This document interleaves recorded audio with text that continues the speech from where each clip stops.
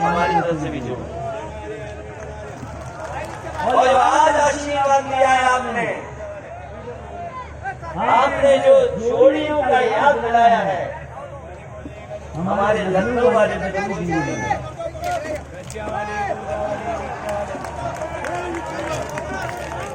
और नहीं बड़ी बात है। हम ये नहीं कहते, हम किसी का मान नहीं कर रहे, लेकिन यहाँ बैठे लोग जब मैं देख रहा था कि ऋग्वेद की कुछ लाइनें पढ़ी जा रही थी, पंडित जी मंत्र पढ़ रहे हैं, तो हमारे लोगों ने गीता को भी पढ़ा होगा, गुरु नानक जी को भी पढ़ा होगा।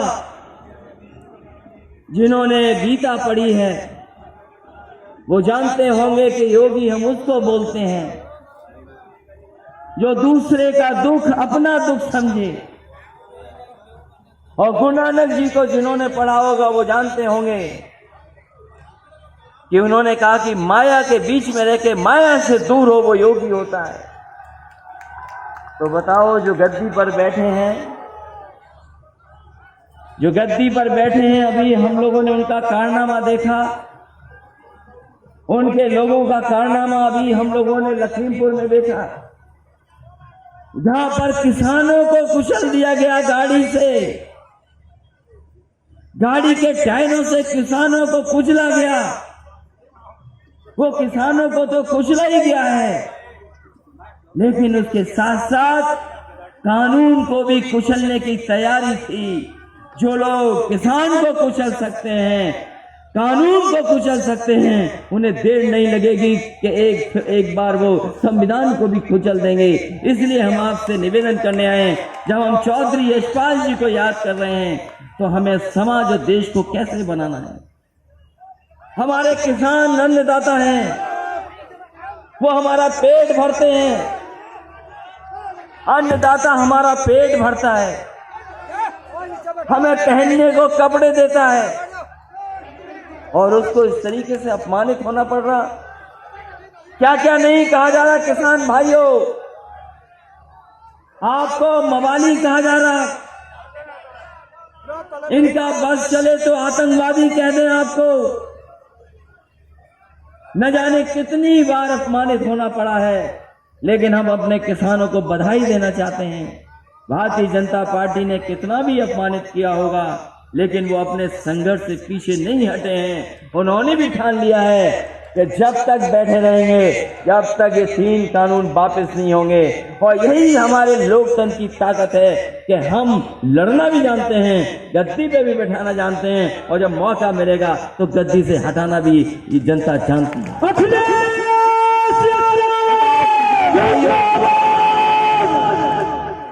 किसान भाइयों बताओ, हमें और आपको तो वादा किया गया था कि आय दोगुनी हो जाएगी, हम जो पैदावार करेंगे उसकी आय दोगुनी होगी। पिछले चुनाव में एक वादा किया गया कि आय दोगुनी किसानों की होगी। आज हिसाब किताब लगाओ किसान भाइयों, उनके बेटों, यहाँ किसान भी हैं, उनके बेटे भी हैं, कहाँ खड़े हैं हम लोग हिसाब किताब में? कौन सी चीज नहीं हो गई? अभी तो हमारे गन्ने का हिसाब नहीं मांगा है, गन्ने का बकाया है किसानों का, लेकिन हमारे मुख्यमंत्री कहते हैं किसानों को डायबिटीज हो जाती है उससे।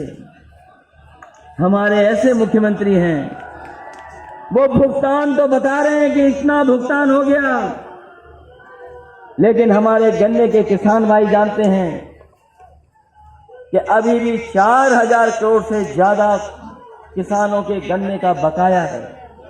खेतों में गन्ना खड़ा, पिछले साल का भुगतान नहीं। यहां धान नहीं होता, कम धान होता है, लेकिन जिस इलाके में गाड़ी से कुचला गया किसानों को, वो धान का इलाका है। धान की कीमत क्या सरकार ने तय की? 1000 रुपया कुंटल नहीं बेच पा रहा हमारा किसान, 1000 रुपया भी नहीं बिक रहा किसान का। गन्ने का भुगतान नहीं, धान का कीमत नहीं। और सहारनपुर वाले जानते होंगे, बताओ पेट्रोल 100 रुपए पार कर गया कि नहीं कर गया पार? 100 रुपए पार ये सरकार रही तो पेट्रोल डीजल नीचे नहीं जाएगा, आसमान छू जाएगा। अभी तो 100 पहुंचाया है, थोड़े दिनों बाद 100 से ऊपर पहुंचा देंगे। हमारे बुजुर्ग इशारा कर रहे 2 उंगली से 200 पहुंचा देंगे। बताओ, आए 2 गुनी का वादा किया जिन्होंने,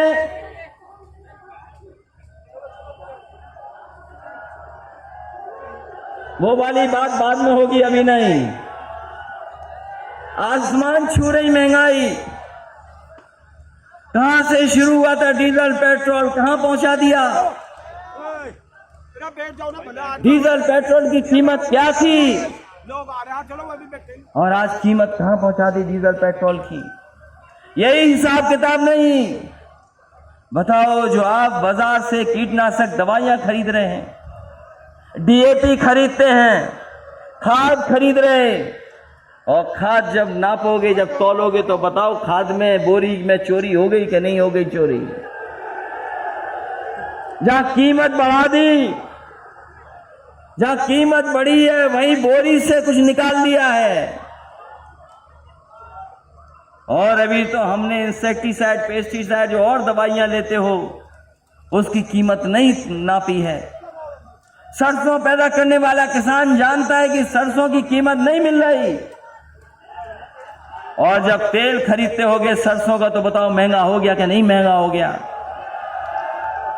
यही बीजेपी वाले कहते हैं सरसों का तेल इसलिए महंगा हो गया है क्योंकि सरसों के तेल में हम मिलावट नहीं कर पा रहे हैं। आपने सुना होगा, और नहीं सुना हो तो पत्रकार साथियों दोबारा लिख देना। भारतीय जनता पार्टी के मंत्री जी ने कहा, उनसे पूछा क्या सरसों के तेल की कीमत क्यों बढ़ गई? तो बोले इसमें हम मिलावट नहीं कर पा रहे हैं इसलिए महंगा हो गया। बताओ बीजेपी वालों, तुम्हारा ये तर्क है? ये तर्क तुम्हारा? कह रहे थे कि हम अर्थव्यवस्था को कहां पहुंचा देंगे। दिल्ली वाले कह रहे थे $5 ट्रिलियन इकोनॉमी की कर सकते, हिसाब किताब नहीं लगा सकते, $5 ट्रिलियन की। और हमारे उत्तर प्रदेश के मुख्यमंत्री वैसे ही नकल कर लेते हैं। अगर दिल्ली वाले $5 ट्रिलियन इकोनॉमी की बात कर रहे हैं तो उत्तर प्रदेश वाले हमारे कह दे रहे हैं कि हम भी $1 ट्रिलियन इकोनॉमी पहुंचा देंगे। डॉलर। और अभी तो बिजली का हिसाब नहीं मांगा हम लोगों ने। बताओ, जनता हमारी बैठी है, किसान भाई हैं, बिजली के मीटर भी लग गए और मीटर भी तेज भागने लगा, और बिल भी कितना देना पड़ रहा है बताओ आपको। बिजली का बिल बढ़ा दिया, देना पड़ रहा है ज्यादा। अगर इन चीजों का हिसाब किताब लगाओ तो क्या किसान भाइयों 500 रुपए आपका सम्मान है? आप हिसाब किताब लगाओ इन चीजों का। क्या 500 रुपया महीना जो आपको मिल रहा है वो कोई सम्मान है आपका? ये सम्मान नहीं दे रहे हैं। ये चुनाव से पहले जब आपके अकाउंट में पैसा भेज देते हैं, ये गरीब किसानों को धोखा देने का काम कर रहे हैं। क्योंकि अकाउंट में जब पैसा आ जाता तो हमारा किसान भाई सोचता है चलो कुछ तो आ गया, कुछ तो हमारी मदद हो गई। ये धोखा दे रहे हैं। जब आप अपने पूरे साल का हिसाब किताब लगाओगे तो आप महसूस करोगे कि आपके साथ धोखा देने का काम भारतीय जनता पार्टी कर रही है। धोखा है। और जिस समय गरीबों को सबसे ज्यादा जरूरत थी, जिस समय गरीबों को सबसे ज्यादा जरूरत थी, उस समय भारतीय जनता पार्टी के लोगों ने हमारी गरीब जनता को अनाज छोड़ दिया। कैसे भूल जाओगे कोरोना? कैसे भूलोगे? बीमारी आई, लोगों ने अच्छा इंतजाम किया, सरकारें मदद करती रही गरीबों की। लेकिन ये सरकार ऐसी थी जिसने लाठी भी मारी और हमारी जनता को अनाथ भी छोड़ दिया। न जाने कितने लोगों की जान चली गई, न दवाई दे पाए, न अस्पताल में बेड दे पाए, और न ही ऑक्सीजन का सिलेंडर दे पाए। लोग अपने आप भागते रहे। कोई सिलेंडर के लिए भाग रहा था, कोई अस्पताल में भर्ती कराने के लिए भाग रहा था, कोई लाइन लगा करके अस्पतालों में दवाई के लिए भाग रहा था। इस भारतीय जनता पार्टी ने गरीबों को अनाज छोड़ने का काम किया। न जाने कितने लोगों की जान चली गई, जाने चली गई, कोई परवाह सरकार ने नहीं की। और याद कीजिए वो तस्वीरें, हमने सबने तस्वीरें देखी। हमारे देश का इतना अपमान कोई नहीं कर सकता था जितना भारतीय जनता पार्टी ने कोरोना के समय पर किया। हमारे गरीब लोगों के लिए दाह संस्कार के लिए लकड़ी नहीं दे पाए, और अगर कहीं दाह संस्कार हो भी रहा था, लोग जान न जाएं, उसको छिपाने के लिए टीन शेड लगाने का काम इसी सरकार के मुख्यमंत्री जी ने करने का काम किया। और जिसको हम और आप पवित्र मानते हैं, बताओ कितनी लाशें बह रही थी उसमें। चाहे वो गाजीपुर हो, बक्सर हो, बनारस के आसपास हो, इलाहाबाद हो, उन्नाव हो, कन्नौज हो, गंगा के किनारे लाशें बह रही थी। जब बीजेपी से पूछा कि ये लाशें कैसे बह रही हैं, तो बीजेपी के लोग कहते हैं कि उत्तर प्रदेश की नहीं है, ये बिहार से सब बह करके आ रही है। इतना बड़ा झूठ कोई नहीं बोल सकता है। कभी गंगा नहीं उल्टी बह सकती। ये यमुना का पानी जो ऊपर से बहता नीचे चला जाता है, बताओ कोई हमें बता दो बुजुर्ग, कोई चीज नीचे से ऊपर कैसे आ जाएगी? कभी कोई चीज ऊपर से नीचे नहीं, ऊपर से नीचे तो बह सकती है, लेकिन नीचे से ऊपर कैसे आएगी? कोई चीज हमें बता दो। जब भारतीय जनता पार्टी से पूछा कि ये लाशें कहां से आ गई, तो कहते हैं कि यूपी की लाशें नहीं हैं, ये सब बिहार से उल्टी बह करके आ गई। जो लोग लाश पर झूठ बोल सकते हैं, गरीब को अनाज छोड़ सकते हैं, चुनाव आएगा तो न जाने क्या कर देंगे, क्योंकि वो जानते हैं भारतीय जनता पार्टी के लोग इस बार जनता तैयार है भारतीय जनता पार्टी का सफाया करने के लिए। इसलिए सहारनपुर के लोगों, हम आपसे निवेदन और अपील करने आए हैं। ये चुनाव कोई छोटा चुनाव नहीं होने जा रहा है। ये छोटा चुनाव नहीं है, ये बहुत बड़ा चुनाव है। देश की तकदीर का चुनाव है। नौजवानों, तुम्हारे भविष्य का चुनाव है। किसान भाइयों, आपका चुनाव है। इन्होंने जो फैसले लिए हैं वो बड़े बड़े सेठ लोगों के लिए फैसले लिए हैं। याद करो वो नोटबंदी 2017 की, हम कहते कहते थक गए कि ये रुपया काला सफेद नहीं होता, ये रुपया काला सफेद नहीं होता। हम समाजवादी लोग कहते कहते थक गए, रुपया काला सफेद नहीं होता। कोई चीज सफेद और काली होती, वो तो हमारा आपका लेन देन काला सफेद होता है। बताओ काला धन कहां खत्म हो गया? कहां भ्रष्टाचार खत्म हो गया? अरे गरीब भाइयों, आपने तो देखा होगा, कभी फंस गए होगे मोटरसाइकिल लेकर के, तो बताओ भ्रष्टाचार खत्म हो गया क्या? अच्छी खासी 100 नंबर गाड़ी बनाई थी, 100 नंबर हमने पुलिस के लिए 100 नंबर बनाई थी। हमारे बाबा मुख्यमंत्री नाम बदल देते हैं, 100 का 112 कर दिया। बताओ 100 से 112 में कौन सी पुलिस बदल गई? ये हमारे पुलिस के लोग भी जानते हैं कि सरकार जाने वाली है, इसीलिए मुस्कुरा रही है। और नहीं मानते हो, अकेले में पूछ लेना, ये सब जानते हैं। 100 से 112 कर दिया। अभी मामला हुआ यहां पर, नाम बदलने में हमारे मुख्यमंत्री का कोई मुकाबला नहीं है।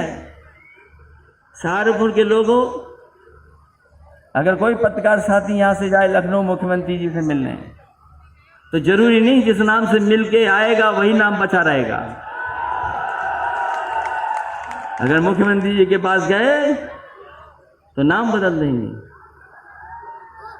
ये नाम बदलने वाले, रंग बदलने वाले लोग, धोखा देने वाले लोग, इतिहास बदलने का काम करते हैं ये लोग। इतिहास अभी आपने देखा होगा बगल में बताओ बगल में देखा कि नहीं देखा? नाम बदल करके इतिहास मिटाना चाहते थे, लेकिन उन्हें बता दो ये वीरों की धरती है।